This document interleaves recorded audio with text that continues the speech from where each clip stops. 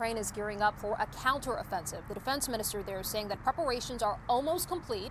And according to NATO, Ukraine's allies have delivered 98% of the combat vehicles they promised. Nick Paton Walsh is live in Zaporizhia in southern Ukraine now. So, Nick, preparations nearly complete. What's the very latest there? Yeah, interesting comments this morning from Ukraine's defense minister, Oleksii Reznikov, saying that preparations for the counteroffensive are coming to an end. And he goes on to say, in a global sense, we are ready in a high percentage mode. The next question is up to the general staff. And as soon as it's God's will, the weather, it's been raining pretty badly on off here for the past 2 weeks, and the commander's decision, we will do it. Now, this is from a government who have, over the past 2 weeks, been quite clear they're not going to give us sort of a starting bugle or an indication as to when they decide to start this counter-offensive, and made it absolutely clear, too, that secrecy is of a high imperative. That's even been echoed by US military officials who say they've assisted in training to make this, quote, a surprise attack. So it is interesting to hear this sort of detailed discussion about readiness, about whose decision it is, about when that particular decision may indeed come. And we saw on the front line ourselves a growing sense of anticipation, if not even movement, suggesting the counteroffensive is imminent, if not possibly seeing its opening stages.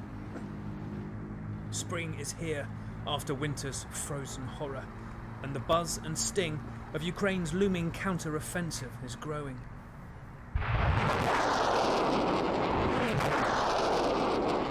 Aiming at Russian positions, within 30 seconds, the Ukrainian unit has moved away. It may be a precise operation, but the Russian response is not.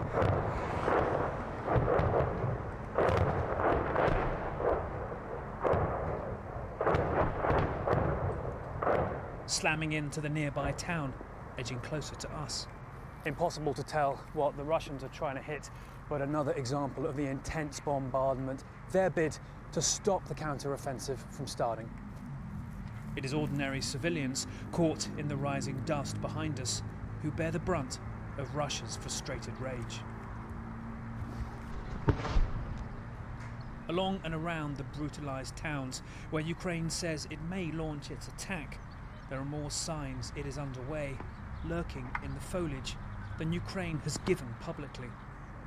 That's because Ukraine has said nothing at all about when, where or how it will attack. But among machine gun fire in the nearby trenches are drone operators hidden in the rubble. The detailed, intimate picture they have of their enemy just 2 fields away is startling. Watching and trying to kill each other every hour. They've noticed the Russians pulling back. Сомневаюсь, что с этими всеми звуками там сильно его услышишь. Они поумнели, они все отошли назад. Типа тут какой-либо тяжелой техники или чего-то такого нет. Иногда замечался такой профессионализм, что они очень четко брали дрон антидроновой пушкой. В итоге дрон останавливался, и они расстреливали его.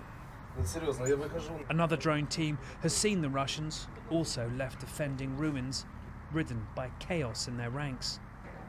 Часто между собой перестреливаются, бьются между собой тоже.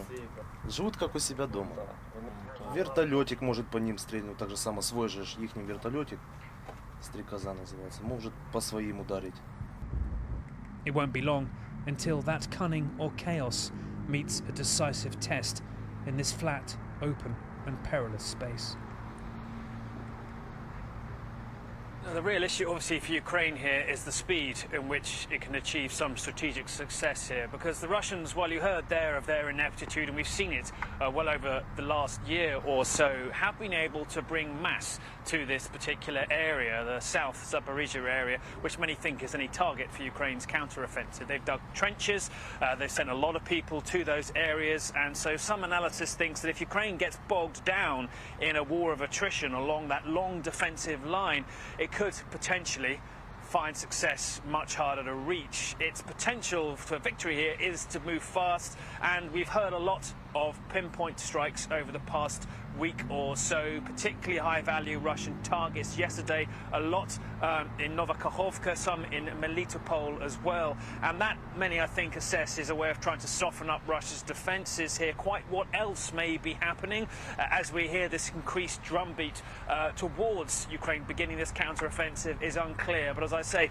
it's up to Kiev really to show to its Western partners here who've supplied training, weaponry, financing for a counter-offensive Kiev and so much of NATO want to see to be decisive, to be able to effect something relatively quickly and not get caught in a long war of attrition that ultimately may play into the blundering sort of mass nature of Russia's force in that area.